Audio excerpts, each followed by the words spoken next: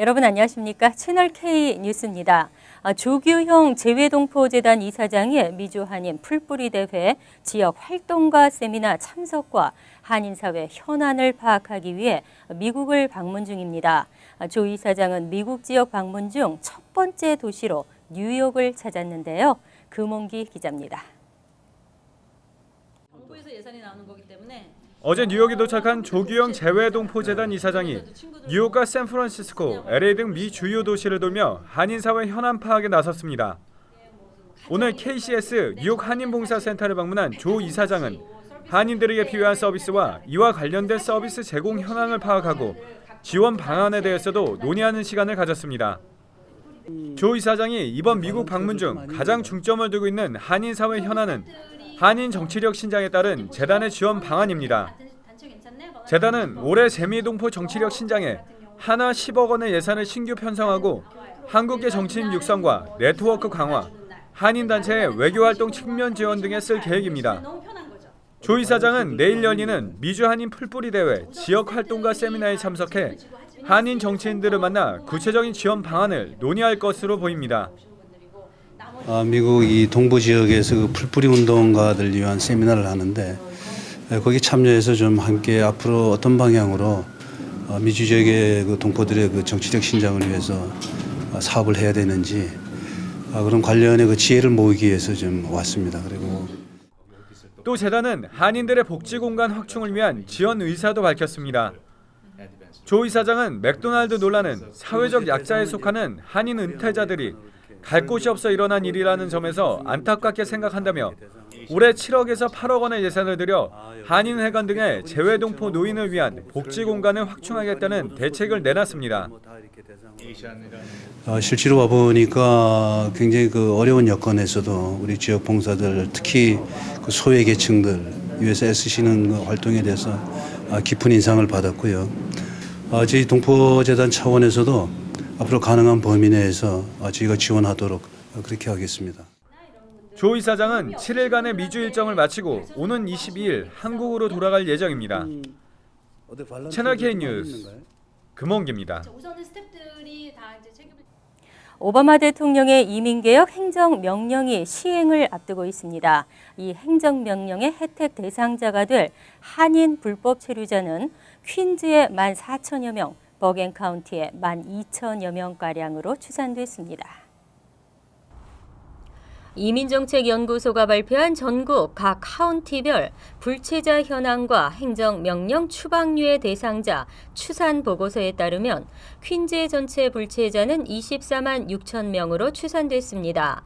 이 가운데 한인은 6% 정도인 것으로 나타났습니다. 전체 불체자 중 확대된 불법 체류 청년 추방류의 대상자는 12%인 3만 명, 시민권자, 영주권자 자녀를 둔 부모 책임 추방류의 대상자는 25%인 6만 1,000명으로 파악됐습니다. 이를 합친 전체 추방류의 대상자 9만 1,000명 가운데 한인은 5,460명으로 추산되고 있습니다. 한편 버겐카운티에서는 전체 불체자 5만 9천 명 가운데 한인이 20%가 넘는 12,000명으로 가장 많았습니다. 총 2만 4천 명으로 추정된 추방류의 대상자 가운데도 한인이 4,920명을 차지했습니다.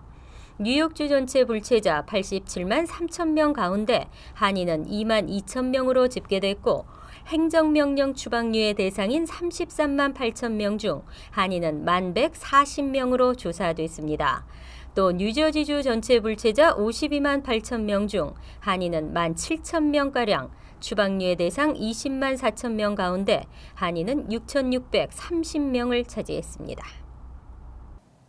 행정부가 유급 병가 의무화 확대를 추진하고 있습니다. 연방 공무원들의 유급 출산 휴가와 병가를 확대 보장하는 것인데요.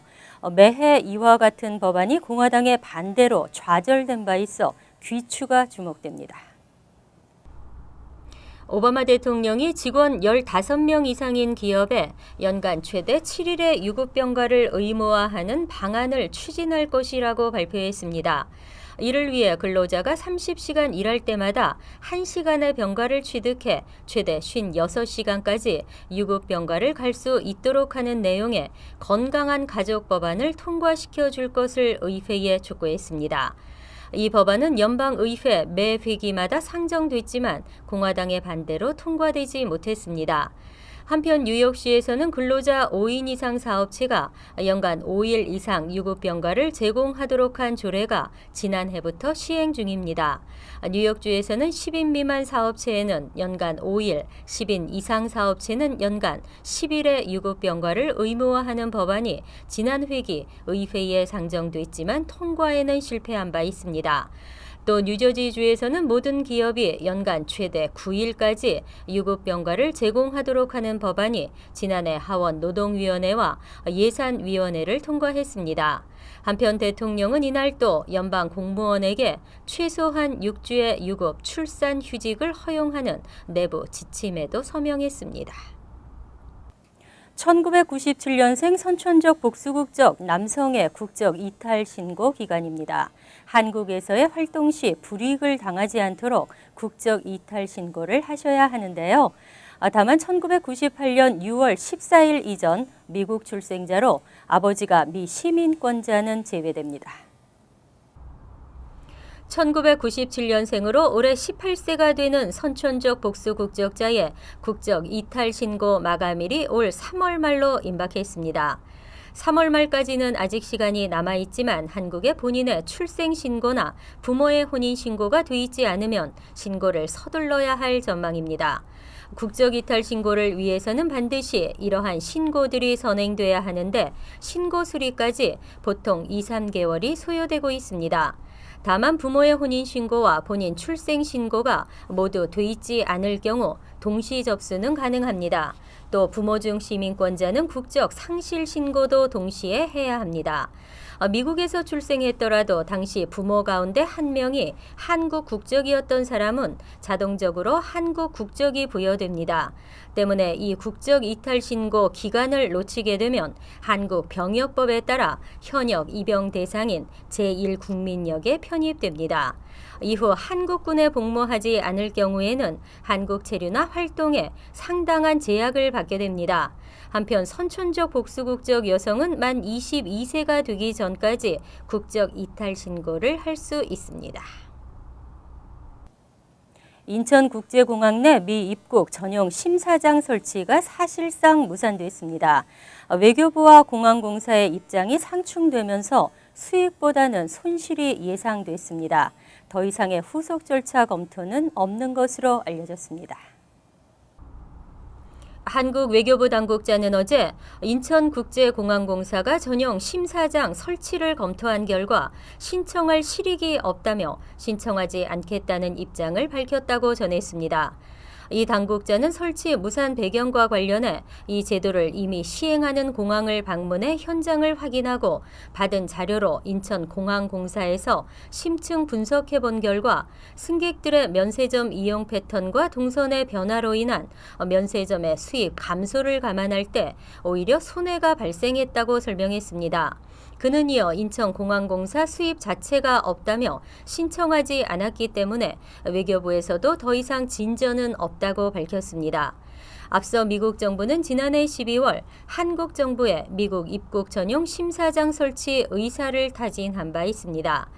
미국 정부는 미국 내 안보 강화와 미국 내 공항의 혼잡도 감소 등을 위해 미국행 출국 공항에서 미리 입국 심사를 완료하는 사전 승인 제도를 운영하고 있습니다. 출국 공항에서 입국 심사를 마친 여행객들은 미국에서 별도의 추가 심사 없이 입국할 수 있습니다. 뉴욕시 교육국이 이원 언어 교육 프로그램의 확대 계획을 밝혔습니다. 초기 이민자 학생들이 학교에 적응하기 위해 정말 필요한 프로그램인데요. 하지만 한국어 프로그램이 제외된 것으로 나타났습니다. 뉴욕시 교육국은 현재 이원 언어 교육을 제공하고 있는 15개 공립학교의 프로그램을 확대하고 추가로 25개 학교에 신설할 예정이라고 발표했습니다. 새롭게 확대 신설되는 프로그램에는 중국어와 프랑스어, 일본어, 스페인어 등 6개 언어가 제공되지만 한국어는 포함되지 않았습니다.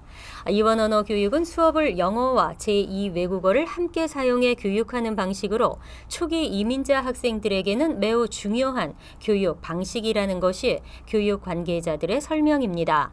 하지만 현재 뉴욕시에서 한국어 이원 언어 프로그램이 제공되는 곳은 플러싱 PS32 초등학교가 유일합니다. 하지만 중국어 이원 언어 프로그램은 41개 학교에서 제공되고 있어 큰 차이를 보이고 있습니다. 캘멘 파리냐 교육감은 이민자가 영어를 배우는 과정에서 이원 언어 프로그램은 미래 대학 진학과 취업에도 큰 영향을 미친다고 강조했습니다. 또한 여러 언어를 배운다는 것은 뉴욕시의 발전을 위해서도 중요한 일이라고 덧붙였습니다.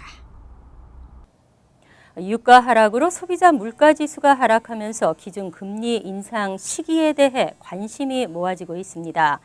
조기 금리 인상론이 힘을 잃고 있습니다. 전문가들의 예상보다 더 늦춰질 가능성을 배제할 수 없는 상황입니다. 노동부는 오늘 지난해 12월 소비자 물가지수가 한 달 전보다 0.4% 하락했다고 발표했습니다. 이와 같은 하락폭은 금융위기가 한창 진행되던 2008년 12월 이후 6년 만에 가장 큰 폭입니다. 금융시장 전문가들의 예상 하락폭은 약 0.4%였습니다. 발표 시점까지의 1년간 소비자 물가지수 상승률은 지난해 11월 1.3%였지만 지난해 12월에는 0.8%로 낮아졌습니다. 2009년 10월 이후 최저치입니다. 지난해 12월 소비자 물가지수의 하락에도 하향 곡선을 그리는 유가가 가장 큰 영향을 줬던 것으로 풀이되고 있습니다.